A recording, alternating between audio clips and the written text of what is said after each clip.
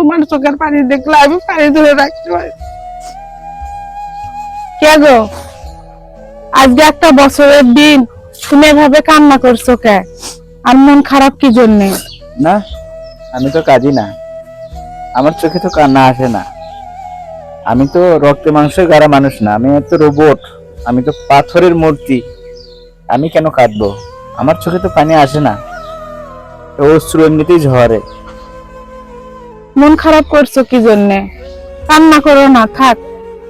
হ্যাঁ, আজকে তো ঈদের দিন, খুশির দিন, আর আমি কেন কান্না করব? কান্না করি, কান্না আসে, তারপর কষ্ট বুকের ভেতর,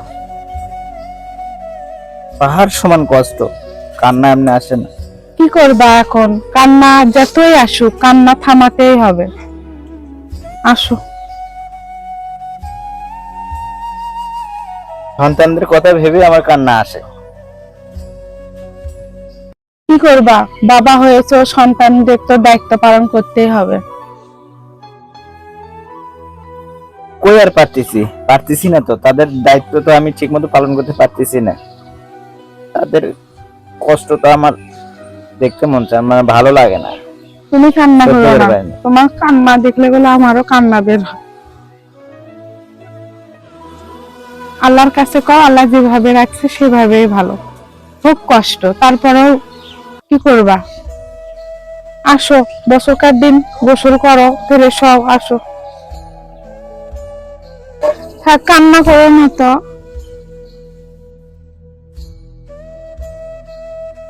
তোমাকে আমি বলছি, তোমার কষ্ট দেখলে আমার যাতে কষ্ট হোক, আমার কষ্ট মনে হয় না। তোমার চোখের পানি দেখলে আমি পানি ধরে রাখতে পারি।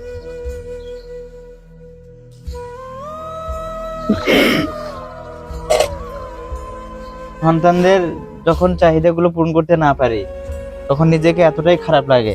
কি করবো আর? যখন বলে আব্বু আমার এটা লাগবে, আব্বু আমার এটা লাগবে,